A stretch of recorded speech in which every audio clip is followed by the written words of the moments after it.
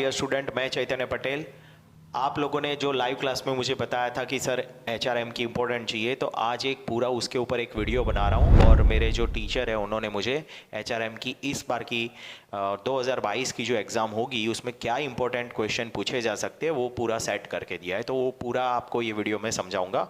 पूरा वीडियो देखिएगा, टोटली आपको समझ आ जाएगा कि पेपर कैसे प्रिपेयर करना है एचआरएम का, एचआरएम सब्जेक्ट की प्रिपरेशन कैसे करनी, वो पूरा समझ आ जाएगा। और इम्पोर्टेंट एक बात बता दूं, गुजरात यूनिवर्सिटी की एग्ज़ाम कब होगी, ये बहुत सारे बच्चे सवाल पूछते हैं। एग्ज़ाम फरवरी में होने वाली है, अभी के हिसाब से लग रहा है फरवरी के फर्स्ट वीक के बाद हो सकती है या फर्स्ट वीक के अंदर अंदर हो सकती है। ठीक है, अब आप ध्यान रखना कि ऑफलाइन ऑनलाइन दोनों ऑप्शन आपको मिल सकते हैं अभी के हिसाब से। अभी का जो कोविड-19 सिचुएशन है, ठीक है, उसके हिसाब से आपको ऑफलाइन ऑनलाइन दोनों एग्जाम देने का ऑप्शन मिल सकता है। आप कोई सा भी चूज कर सकते हो, डिपेंड आप पे करता है।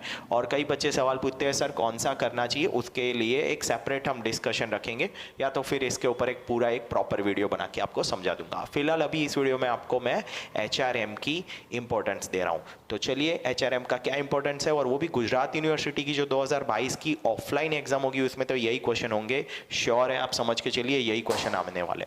तो क्वेश्चन 1A जो होगा, देखो पेपर पैटर्न कैसी है, अगर आपने वो वीडियो नहीं देखा हुआ है तो पहले वो वीडियो देख लीजिएगा कि एचआरएम की पेपर पैटर्न कैसी है। तो हमारी चैनल पे वो वीडियो ऑलरेडी है, 2-3 वीडियो पहले ही आपको मिल जाएगा वो पेपर पैटर्न कैसी आएगी।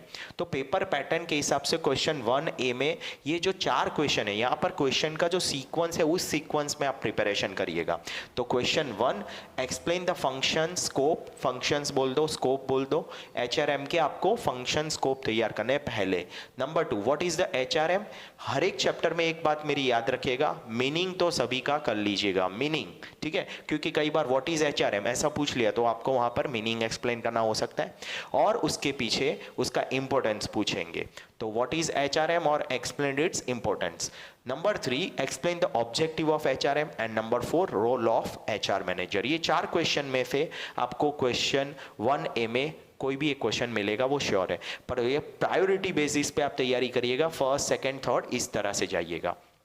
चलिए, उसके बाद 1B में क्या आ सकता है, 1B में आ सकता है एक्सप्लेन द प्रोसीजर, स्टेजेस भी बोल सकते हो आप, उसको स्टेप बोल सकते हो। Explain the procedure stages of human resource planning. Human resource planning के ये बहुत इंपॉर्टेंट है इस बार की एग्जाम के लिए, याद रखिएगा।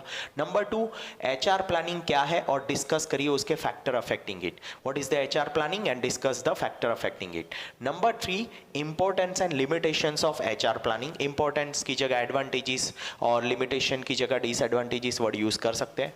क्वेश्चन 2A में क्या आ सकता है, यूनिट 2 में से, तो यूनिट 2 में क्वेश्चन 2A में एक्सप्लेन द मॉडर्न या scientific procedure for selection of employ. Selection recruitment word हो सकता है, आपको याद रखना है, साइंटिफिक पूछ सकते हैं, मॉडर्न पूछ सकते हैं, मतलब एक ही है।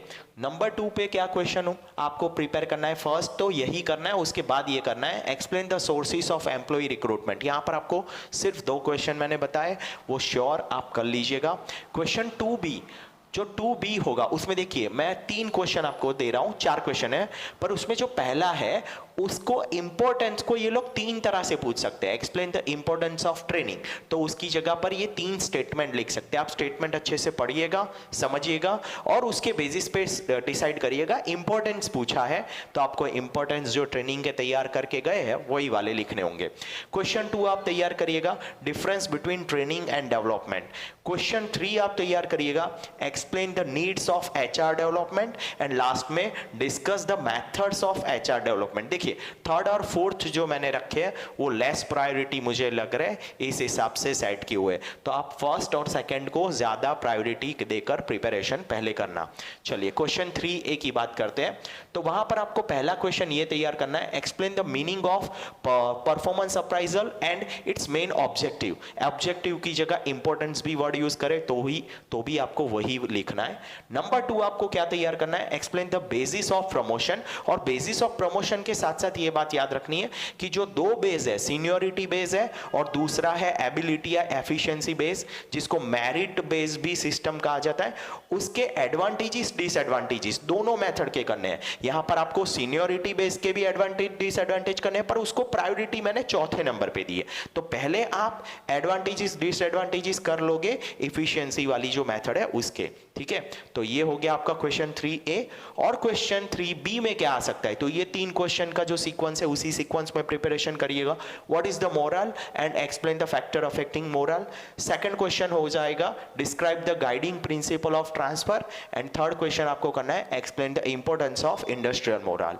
ये 3 क्वेश्चन आप अच्छे से प्रिपेयर करिएगा, 3B में आपको ये मिलेंगे। क्वेश्चन 4A में आपको तैयार करना है differentiate between the job enlargement and job enrichment. और सेकंड आपको प्रिपेयर करना है explain the factor affecting job design. ये प्रिपेयर आप करिएगा और फिर देखिए आपको कौन सा वाला यूनिट अच्छा लग रहा है।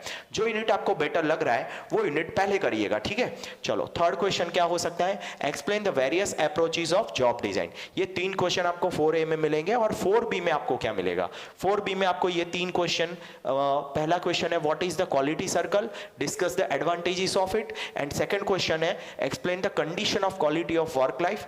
एंड थर्ड क्वेश्चन है explain the guiding principle to improve the quality of work life. ये जो सीक्वेंस है उसी सीक्वेंस से आप प्रिपरेशन करिएगा। देखिए आप 3 यूनिट कोई भी अच्छे से करके जाइएगा, 2 यूनिट आप पक्के कर लीजिए और 1 यूनिट थोड़ा ऊपर ऊपर से करके जाइए, चल जाएगा। पर 3 यूनिट तो करके जाइएगा, कहीं पर ऐसा ना हो कि थोड़ा ऊपर नीचे हो गया और आपको ए बी अटेंड करने में एक अटेंड हो पाया दूसरा ना अटेंड हो पाया। इसलिए मैं आपको कह रहा हूं इंपॉर्टेंट हमने दी है जो इस बार की एग्जाम में पॉसिबल है, आ सकता है, इसी तरह से हो सकता है, पर रिस्क नहीं लेना है हमें थोड़ा भी। तो 3 यूनिट करके जाना चाहिए अगर पूरा पेपर प्रॉपरली अटेंड करना है तो, ठीक है। आगे अकाउंट्स और दूसरे सब्जेक्ट की भी इंपॉर्टेंस आपको दूंगा बहुत ही जल्द, आपको वो भी इंपॉर्टेंस हमारी चैनल पे देखने को मिलेगी। चैनल के साथ जुड़े रहिएगा और इंफॉर्मेशन कोई होगी तो आपको जरूर शेयर करूंगा।